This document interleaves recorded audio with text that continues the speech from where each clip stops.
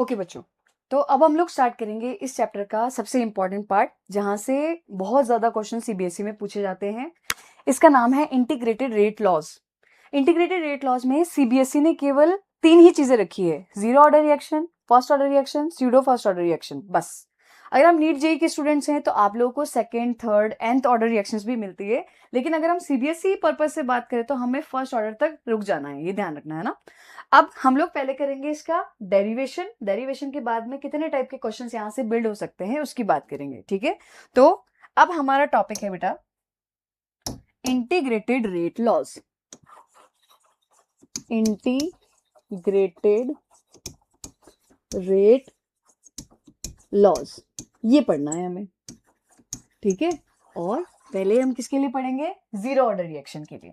तो इसमें हमारा सब टॉपिक क्या हो गया? फॉर जीरो ऑर्डर रिएक्शन, ठीक है। जीरो ऑर्डर रिएक्शन के लिए इसको पढ़ेंगे। देखो पहले तो जीरो ऑर्डर रिएक्शन का मतलब क्या होता है ये समझते हैं। तो बेटा ऐसे रिएक्शंस जिनमें रेट ऑफ रिएक्शन किस पे डिपेंड करेगा? रिएक्टेंट की पावर जीरो, उसको आप क्या बोलते हो? Zero order reaction. बेटा अगर रिएक्टेंट का पावर जीरो है, इसका मतलब वो रिएक्टेंट की कॉन्सेंट्रेशन पे डिपेंड कर रहा है क्या? नहीं कर रहा ना।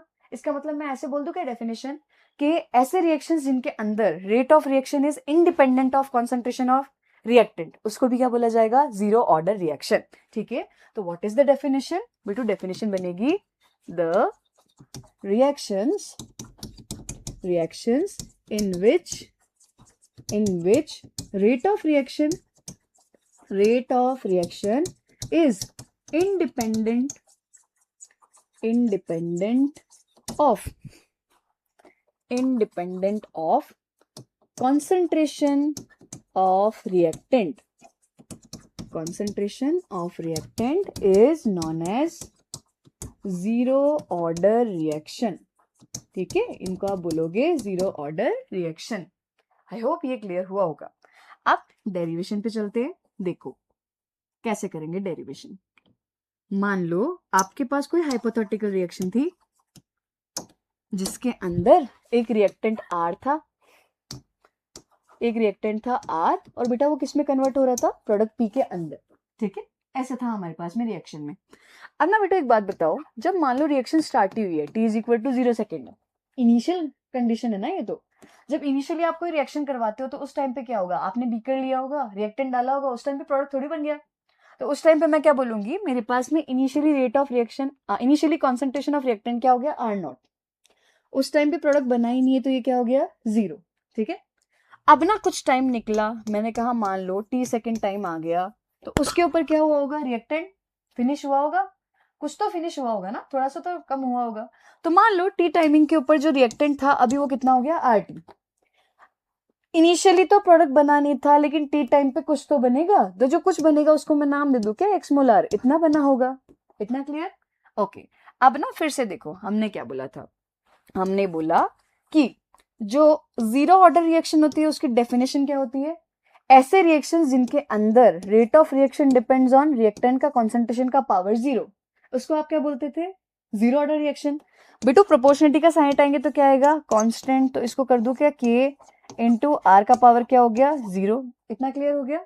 चलो तो इसको मैं नाम दे देती हूँ इक्वेशन नंबर 1। आई होप इतना क्लियर हुआ होगा। इतना क्लियर? चलो आगे बढ़े। अब ना स्टार्टिंग ऑफ द क्लास में हम लोगों ने कुछ दिनों पहले ही पढ़ा था रेट एक्सप्रेशन कैसे लिखा जाता है। तो अगर मेरे पास में ये रिएक्शन है तो क्या मैं रेट एक्सप्रेशन इसका ऐसे लिख सकती हूँ क्या, कि rate of reaction is equal to minus D change in concentration of R divided by D T is equal to plus D change in concentration of P divided by क्या होगा बेटा? D T. इसको दे दो equation number 2 नाम। बेटा ये भी क्या है? Rate of reaction. और ये वाली चीज भी क्या हो गई? Rate of reaction. क्या मैं दोनों को इक्वेट कर दूं? तो मैं लिख सकती हूँ क्या? यहाँ पे हम लिख सकते हैं k इंटू आर का power zero is equal to minus D change in concentration of R divided by D T. इतना क्लियर? ओके। अब देखो आर का पावर जीरो का मतलब क्या होता है? किसी की पावर जीरो का मतलब 1। तो यहां से लिख दू क्या कि k D T is equal to what? Minus D into change in concentration of R. चलेगा बेटा? अब देखो इंटीग्रेशन करेंगे इनका, है ना। और इंटीग्रेशन करेंगे तो चेंज देखते हैं, लिमिट लगाएंगे यहाँ पे। देखो टाइम चेंज हो रहा है 0 से t सेकेंड, और कॉन्सेंट्रेशन चेंज हो रही है कहां से कहां पे? आर नॉट से आर टी। तो मैंने क्या किया, इसको इंटीग्रेट किया के डी टी को, और इसको भी इंटीग्रेट किया डी आर को। यहाँ पे लिमिट लगेगी आर नॉट से आर टी, और यहाँ पे लिमिट क्या लगेगी, टी इज इक्वल टू 0 से टी। ऐसे करेंगे, इंटीग्रेट करना है। अच्छा, इंटीग्रेटेड रेट लॉज निकाले क्यों जाते हैं, इसका रीजन क्या है? तो इनिशियली ना हम लोग क्या कर रहे थे, हम डिफरेंशियल रेट लॉ निकालते थे, तो उसके लिए हमें ग्राफ की नीड पड़ती थी। तो अब क्या करेंगे, हर बार टाइमिंग के लिए ग्राफ थोड़ी बना बना के देखेंगे रेट निकालने के लिए। तो इंटीग्रेटेड रेट लॉ पढ़ने का पर्पस क्या होता है, ताकि आप रेट ऑफ रिएक्शन किसी भी पर्टिकुलर टाइम पे निकाल पाओ, है ना। तो यहां तक का सबको क्लियर हुआ, आगे बढ़े। अब मुझे बताओ कांस्टेंट का इंटीग्रेशन क्या होता है, कांस्टेंट तो के निकाल दो बाहर। dt का इंटीग्रेशन क्या होगा, t, बेटा लिमिट लगेगी 0 से t is equal to, negative sign को बाहर ले आइए। r का इंटीग्रेशन क्या हो गया, r लिमिट लगेगी r नॉट से rt। इतना क्लियर? हाँ जी, इंटीग्रेट करने के बाद क्या होता है, अपर लिमिट माइनस लोअर। तो क्या मैं लिखूं इसको, K T minus K into 0 is equal to, minus रहने देते हैं यहाँ पे, concentration at T time minus concentration initially, लिख सकते हैं। माइनस इससे मल्टीप्लाई होगा तो प्लस, और ये कैसे रह गया, माइनस। तो क्या मैं फाइनल चीज लिख दूं क्या, कि के टी इज इक्वल टू क्या हो गया, initial concentration of reactant minus concentration of reactant at time T. बस इसी को बोला जाएगा integrated rate law of zero order reaction. देखो, जितने इंटीग्रेटेड रेट लॉज आएंगे ना, एटलीस्ट उनके इक्वेशन आप लोगों को लर्न होने चाहिए, ये बाय हार्ट जरूर कर लेना। इतना क्लियर हुआ? जहां पे के क्या है बेटो, ये होता है रेट कांस्टेंट, टी क्या होता है, टी होता है आपका टाइम, आर नॉट क्या होगा, इनिशियल कॉन्सेंट्रेशन, और आर टी क्या हो गया आपका फाइनल कॉन्सेंट्रेशन। अब ना एक चीज बताओ मुझे, 100% कंप्लीशन का मतलब क्या होता है, किसी रिएक्शन का 100% फिनिश होना। अगर कोई रिएक्शन 100% फिनिश हो रही है तो इनिशियल कॉन्सेंट्रेशन कितनी रहेगी भाई, टी टाइमिंग पे कुछ बचेगा क्या, रिएक्टेंट नहीं बचेगा ना, तो वो 0 होगा। तो हमेशा ध्यान रखना, अगर आपको कभी पूछा जाए जीरो ऑर्डर रिएक्शन के कंप्लीशन का टाइम निकाल सकते हैं क्या, बिल्कुल कैलकुलेट किया जा सकता है। क्या जीरो ऑर्डर रिएक्शंस कंप्लीट होती है, बिल्कुल कंप्लीट होती है, मतलब उनको कंप्लीट होने का फाइनाइट टाइम होगा। इतना क्लियर? ओके। अब ना एक टर्म आता है, बहुत इंपॉर्टेंट टर्म है, हाफ लाइफ, आधी जिंदगी। देखो, हाफ लाइफ डिनोट करने का तरीका क्या होता है, इसको टी हाफ, ठीक है। What is half life? किसी रिएक्शन के अंदर 50% रिएक्टेंट कंप्लीट होने में जितना टाइम लगता है, या 50% रिएक्शन कंप्लीट होने में लगने वाला टाइम, या 50% रिएक्टेंट कंजम्पशन में लगने वाला टाइम, इसको क्या बोला जाएगा, हाफ लाइफ ऑफ रिएक्शन। देखो, एक बेसिक चीज बताओ, मैंने कहा T is equal to T half, इसका मतलब मैं हाफ लाइफ की बात कर रही हूँ। हाफ लाइफ पे मुझे बताओ टी टाइमिंग पे कॉन्सेंट्रेशन कितनी रहेगी, डेफिनेशन क्या थी, 50% रिएक्टेंट कंज्यूम हो चुका, तो बचा कितना है, 50%। इनिशियल कितना था, आर नॉट, अगर 50% फिनिश हुआ तो बचेगा कितना, आर नॉट बाई 2, यही तो होगा। अब एक काम करते हैं, फिर से इक्वेशन लेते हैं, क्या मिला था हमें integrated rate law, K T is equal to are not minus R T divide, यही था बस, है ना। ओके, मुझे निकालना है हाफ लाइफ, इनिशियल कॉन्सेंट्रेशन तो आर नॉट ही है, माइनस हाफ लाइफ पे आर टी कितना रह गया, आर नॉट बाई 2। बेटू ये 1 है, ये क्या है, हाफ है, 1 में से हाफ जाएगा तो कितना बचेगा, हाफ।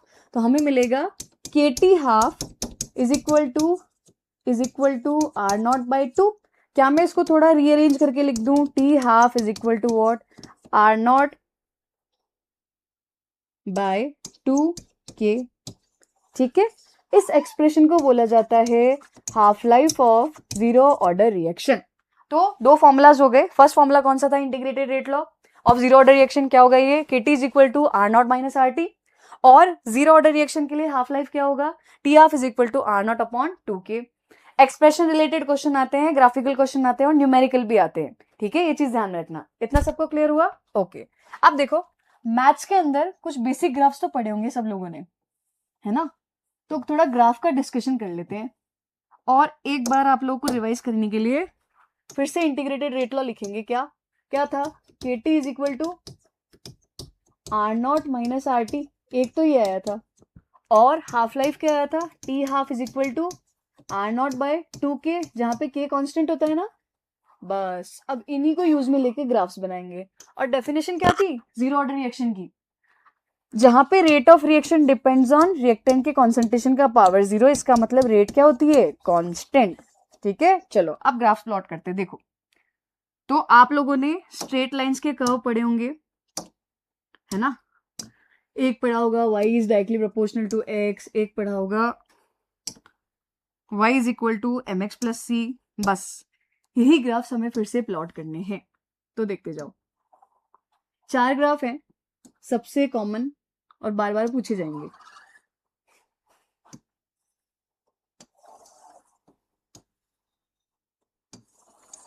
देखो, फर्स्ट ग्राफ हम लोग किसके बीच में लिखेंगे, ड्रॉ करेंगे। ये कर लेते हैं रेट वर्सेस इनिशियल कॉन्सेंट्रेशन, है ना। इनिशियल कॉन्सेंट्रेशन क्या होता है, आर नॉट। अब मुझे एक बात बताओ, कॉन्सेंट्रेशन ऑफ रिएक्टेंट के अंदर ऊपर जीरो ऑर्डर रिएक्शन में रेट डिपेंड कर रही थी क्या, नहीं कर रही थी ना। मतलब मैं रिएक्टेंट की कॉन्सेंट्रेशन को डबल करूं, हाफ करूं, ट्रिपल करूं, कुछ भी करूं, रेट पे कोई चेंज नहीं हो रहा था। इसका मतलब आप चाहे कॉन्सेंट्रेशन ऑफ रिएक्टेंट को कितना ही बढ़ा दो, रेट पे कोई फर्क नहीं पड़ेगा। तो इसका ग्राफ कैसा आएगा, ऐसा। ये हो गया आपका क्या, ग्राफ नंबर 1। इतना क्लियर। दूसरे पे आते हैं। अब दूसरा ग्राफ क्या हो गया, अब देखो यहां से थोड़ा, मुझे ग्राफ प्लॉट करना है किस किस के बीच में, मैं ग्राफ प्लॉट करूंगी आरटी वर्सेस टाइम, ठीक है। तो ग्राफ बनेगा टी टाइमिंग पे कॉन्सेंट्रेशन वर्सेस टाइम। थोड़ा रीअरेंज करते हैं इक्वेशन को। देखो, मैं इसको ऐसे लिख दूं, क्या क्या था ये, K T is equal to what, R not minus R T. मुझे आर टी के लिए ग्राफ बनाना था, आर टी वर्सेस टी, तो ऐसे लिख दूं क्या इसको, R T is equal to are not minus K T. चलेगा। आप लोगों ने पढ़ी होगी y is equal to minus M X plus C, तो मैं इसको ऐसे लिख दूं क्या, y is equal to C minus M X लिखा जा सकता है क्या। अब मुझे बताओ यहाँ पे क्या क्या है। देखो, r पे क्या, जो y आपका एक्सिस है उस पे क्या हो गया, टी टाइम का कॉन्सेंट्रेशन। एक्स एक्सिस पे क्या ले लिया हमने, टाइम। टाइम किस में होता है, सेकंड में। तो स्लोप क्या आ रही है मेरी, माइनस ऑफ के, नेगेटिव आ रही है। और जब स्लोप नेगेटिव आएगी तो ग्राफ कैसा होगा, डिक्रीजिंग, ठीक है।